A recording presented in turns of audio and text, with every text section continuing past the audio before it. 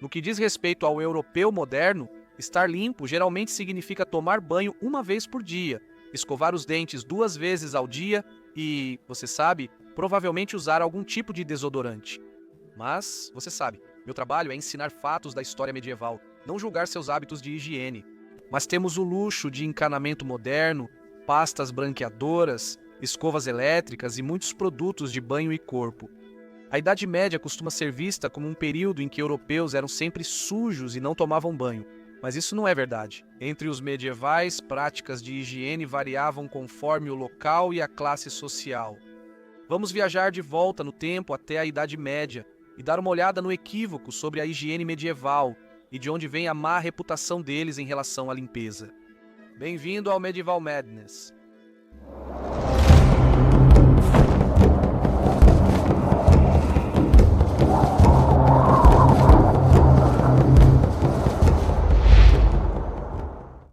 Trabalho sujo.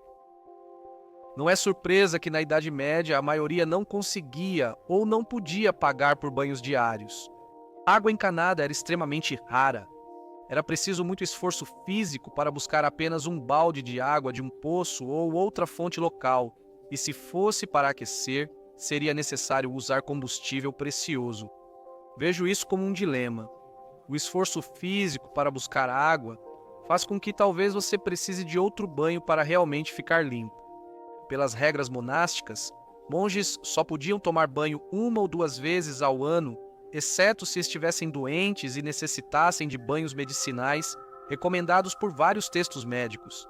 Afinal, os primeiros cristãos acreditavam que permanecer sem se lavar era o caminho certo.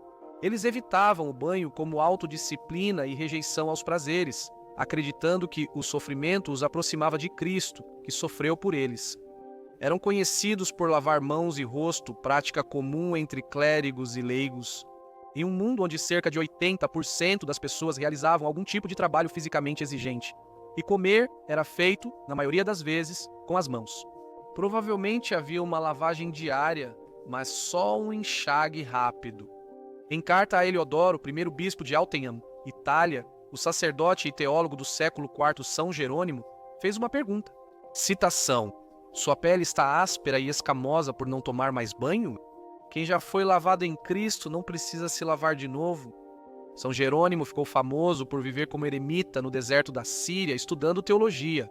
Outros cristãos piedosos pararam de se lavar com frequência, mesmo sem viver em cavernas no deserto. Melânia, a jovem, uma conhecida de Jerônimo que queria permanecer casta, deixou de se lavar para convencer o marido a aceitar um casamento sem sexo. Isso funcionou uma vez, sem surpresa. Ela virou abadesa de um convento no início do século V, no Monte das Oliveiras, em Jerusalém. Ela pediu a construção de um banho no convento para evitar que as freiras usassem os banhos públicos. Esta parece ser a primeira menção de uma casa de banhos dentro de uma instituição monástica. Outros santos antigos aceitavam viver sem lavar o corpo. São Godrico caminhou até Jerusalém em peregrinação sem se lavar ou sequer trocar de roupa. São Francisco de Assis chamava um corpo sujo de fedorento distintivo de piedade e elogiava monges com celas imundas. Apesar de evitar banhos, Santa Radkind lavava os pobres com um pano, sem evitar crostas, cascas, piolhos ou pus. Quando os monges vieram preparar o corpo do arcebispo Thomas Becket para o enterro, após ele ter sido assassinado na Catedral de Canterbury, eles descobriram que, abre aspas, sua roupa de baixo de pelos de cabra estava infestada por dentro e por fora, de pequenas pulgas e piolhos, uma quantidade enorme deles espalhados em grandes manchas. Atacavam sua carne de forma tão voraz que era nada menos que um milagre ele conseguir suportar tal punição. Desculpe te envergonhar, Becket. Após tantos anos, durante a investigação de canonização de Thomas Cantaloupe, bispo de Hereford, servos relataram que ele nunca tomava banho e suas roupas e cama eram infestadas de parasitas. Estavam tão infestadas de pragas que precisavam ser desinfestadas antes de doação aos pobres. Santa Margarida da Hungria, que era uma freira dominicana de descendência real, recusava-se a lavar o cabelo para suportar a agonia dos piolhos.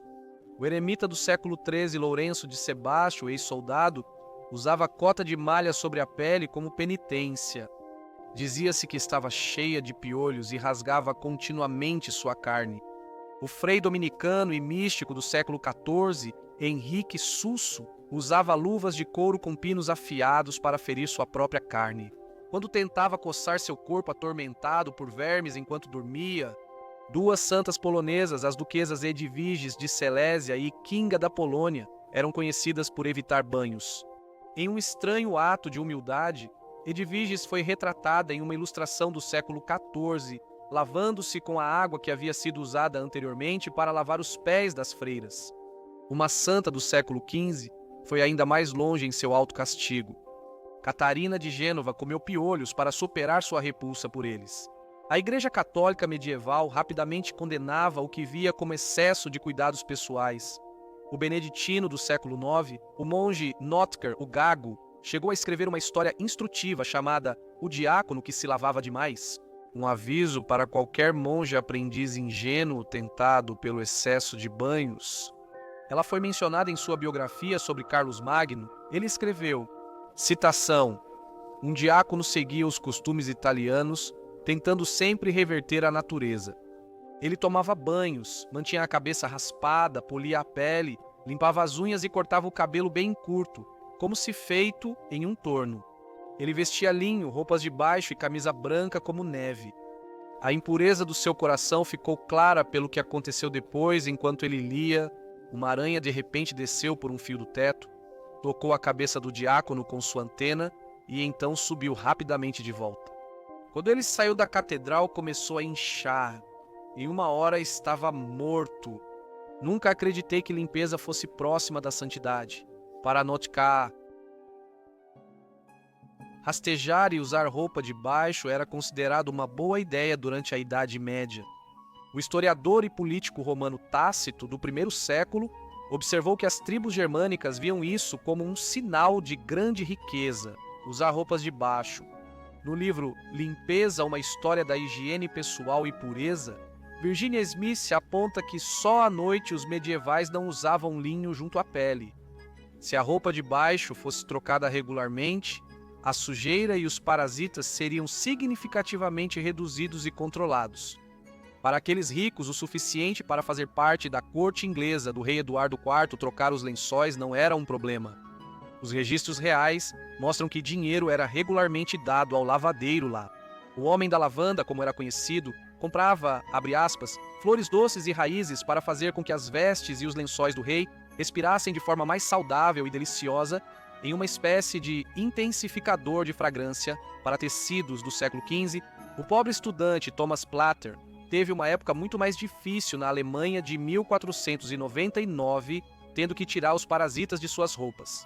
Ele escreveu em tom de brincadeira, citação, você não imagina como estudiosos, jovens, idosos e até pessoas comuns estavam infestados de vermes. Frequentemente, no verão, eu lavava minha camisa nas margens do Oder. Enquanto ela secava, eu limpava minhas roupas, cavava um buraco, jogava vermes, cobria e plantava uma cruz. Essa desinfestação era um trabalho geralmente feito por mães ou esposas em casa. Mas o pobre Tomás, longe da família, como outros aprendizes e estudantes, era obrigado a cumprir essa tarefa detalhada. Registros das cruzadas cátaras foram preservados, que registram os costumes de uma vila medieval no sul da França chamada Monteleu. Eles dizem que, no século XIV, esse cuidado era comum. Amantes tiravam piolhos dos parceiros, empregadas ajudavam patrões, filhas cuidavam de mães e sogras, e estas de futuros genros. A família Clerge era rica e bem vista na vila. Pierre Clerc, o padre, era manipulado por suas amantes Raymonde e Beatrice, de origem nobre. Às vezes, entre aspas, na cama ou perto da lareira ou na janela ou no banco do sapateiro, Raymond também, entre aspas, despiolhava a mãe de Pierre, à vista de todos, na porta da casa, contando as últimas fofocas enquanto fazia isso. Os clérigos, como cidadãos de destaque, não tinham dificuldade em encontrar mulheres para livrá-los dos insetos. No século XII, Ambrósio da Normandia, cronista da Terceira Cruzada, escreveu sobre isso. As únicas mulheres que podiam viajar com o exército eram Sítio Bom e Velho Char. Mulheres lavavam cabeças e roupas de cama, ficando surdas como macacos ao tirar pulgas. O historiador francês Emmanuel Leroy-Latry destaca que em Montelou, como em outras aldeias medievais, as pessoas dormiam juntas na mesma cama, bebiam do mesmo copo e comiam do mesmo prato. E abre aspas. Eles não se barbeavam nem se lavavam com frequência, não tomavam banho nem nadavam. Em Montelou, se tirar piolhos era comum, lavar-se também era. Quando existia, não se dava atenção às áreas anais e genitais, mas era restrito às partes do corpo que abençoavam, manuseavam ou engoliam comida, sendo as mãos, o rosto e a boca. Ele continua, abre aspas, até o século XVIII, muitas pessoas consideravam que exalar o odor do corpo não lavado era um sinal de virilidade pessoal, pelo menos nos homens. Se tirar piolhos era comum, as abluções eram tão resumidas que praticamente não existiam. Atravessar a água era perigoso e as pessoas não tomavam banho nem nadavam. As fontes termais eram reservadas principalmente para leprosos e pessoas com micose. Cheira algo medieval. É preciso observar que a sujeira dos medievais não deve ser exagerada. Sobre o comportamento de quem não era santo, a maioria achava que essas pessoas tinham parasitas, incomum e revoltante, como mostra a frequente remoção de piolhos em Montelou e em muitas aldeias da Europa medieval. Há muitas evidências de que a higiene pessoal era valorizada na Idade Média e as pessoas buscavam se manter limpas. Tratados populares recomendavam lavar mãos, rosto e limpar os dentes após enxaguar, repetindo a lavagem das mãos ao longo do dia. A lavagem de partes do corpo, como os genitais, ligada ao judaísmo, era vista com suspeita pela maioria católica na Europa. Muitas casas usavam barris ou tinas de madeira para banho, mesmo que isso significasse que uma jarra de água era derramada sobre o corpo, em vez de o corpo ser imerso completamente em uma tina cheia de água. Na Baixa Idade Média, várias cidades tinham casas de banho comunitárias. Relatos medievais mostram que quem podia pagava por serviços de lavadeira. Nas grandes cidades, rios tinham cais especiais para trabalho. O de Londres chamava-se Londres a Lavender Bridge, indicando que mulheres perfumavam roupas com lavanda. Guias orientam trocar roupas íntimas diariamente e escovar as externas com ervas aromáticas. Apesar da reprovação da igreja medieval e das acusações de vaidade aos medievais, havia receitas médicas para cabelo, pele e dentes. Precisamos lembrar que a maioria das pessoas na Idade Média era pobre e por isso não tinha acesso a sabonetes sofisticados ou perfumes.